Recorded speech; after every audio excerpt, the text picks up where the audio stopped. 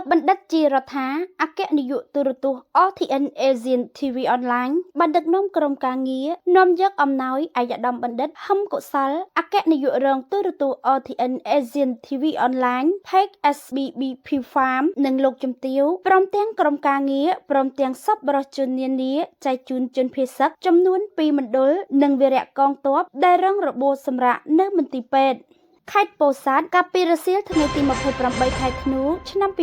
2025លោកបណ្ឌិតជារដ្ឋាអគ្គនាយកទូរទស្សន៍ RTN Asian TV Online បានដឹកនាំក្រុមការងារនាំយកអំណោយអាយដាមបណ្ឌិតហឹមកុសលអគ្គនាយករងទូរទស្សន៍ RTN Asian TV Online Page SBBP Farm និងលោកជំទាវព្រមទាំងក្រុមការងារព្រមទាំងសប្បុរសជននានាចែកជូនជនភៀសកចំនួន2មណ្ឌលនិងវីរៈកងទ័ពដែលរងរបួសសម្រាកនៅមន្ទីរពេទ្យសម្រាប់អំណោយរបស់អាយដាមបណ្ឌិតហឹមកុសលនិងលោកជំទាវក្រុមគ្រួសារព្រមទាំងក្រុមការងារសម្ភារៈមួយចំនួនដែលទទួលបានមកពីការចូលរួមរបស់សប្បុរសជននានាត្រូវបានប្រគល់ជូនសាលាខេត្តពោធិ៍សាត់ប្រគល់ជូនអាយដាមមករាប្រធានក្រុមប្រឹក្សាខេត្តអង្គរ500គីឡូក្រាមមីជាតិ20កេសទឹកវីតាល់20កេសភួយ150ទឹកស៊ីអ៊ីវ10យួរខោអាវ1000កញ្ចប់សាលាស្រុកវាលវែងប្រគល់ជូនអាយដាមលៀងពេជ្រសមាជិកក្រុមប្រឹក្សាខេត្តពោធិ៍សាត់ទទួលបន្ទុកស្រុកវាលវែងភួយខោអាវ1000កញ្ចប់ទឹកសុទ្ធ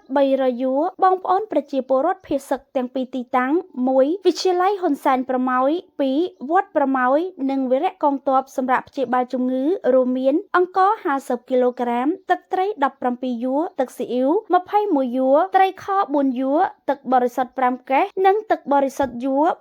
262យួរផងដែរក្នុងនោះផងដែរអាយដាមមករាប្រធានក្រុមប្រឹក្សាខេត្តពោធិ៍សាត់រដ្ឋបាលខេត្តពោធិ៍សាត់សូមកោតសរសើរដល់ទឹកចិត្តស្នេហាជាតិមាតុភូមិយើងក្នុងស្មារតីខ្មែរតែមួយខ្មែរស្រឡាញ់ខ្មែរខ្មែរជួយខ្មែរនិងគោរពជូនអាយដាមបណ្ឌិតលោកជំទាវក្រុមការងារជួបប្រទះតែសេចក្តីសុខសុភមង្គលជោគជ័យគ្រប់ភារកិច្ចនិងប្រកបដោយពុទ្ធពរ4ប្រការគឺអាយុវណ្ណៈសុខៈពលៈកំបីគ្លៀងគ្លាតឡើយខណៈនាពេលនេះដែរលោកបណ្ឌិតជារដ្ឋាបានជួបសំណេះសំណាលជាមួយបងប្អូនប្រជាពលរដ្ឋជនភៀសកដោយក្តីអាណិតអាសូរពន់ពេកដែលត្រូវបានឃ្លាតឆ្ងាយពីផ្ទះសម្បែងដោយសារតែការឈ្លានពានរបស់កងទ័ពចៅសៀមមកលើដែនអធិបតេយ្យភាពកម្ពុជាដោយក្នុងមួយគ្រួសា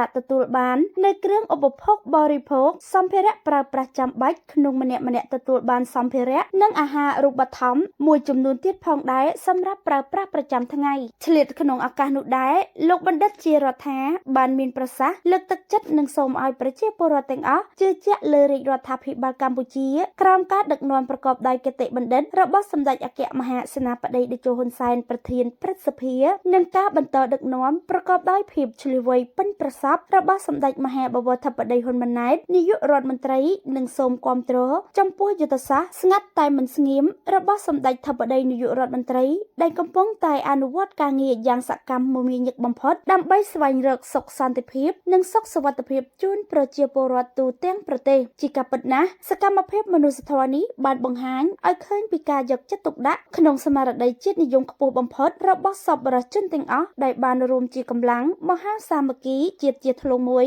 ក្រោមស្មារតីខ្មែរស្រឡាញ់ខ្មែរខ្មែរជួយខ្មែរដើម្បីឈរនៅពីក្រោយវីរៈកងទ័ពគ្រប់រូបដែលកំពុងឈរជើងបំពេញបេសកកម្មយ៉ាងអង់អាចក្លាហានក្នុងការការពារអធិបតេយ្យភាពនិងបូរណភាពទឹកដីកម្ពុជា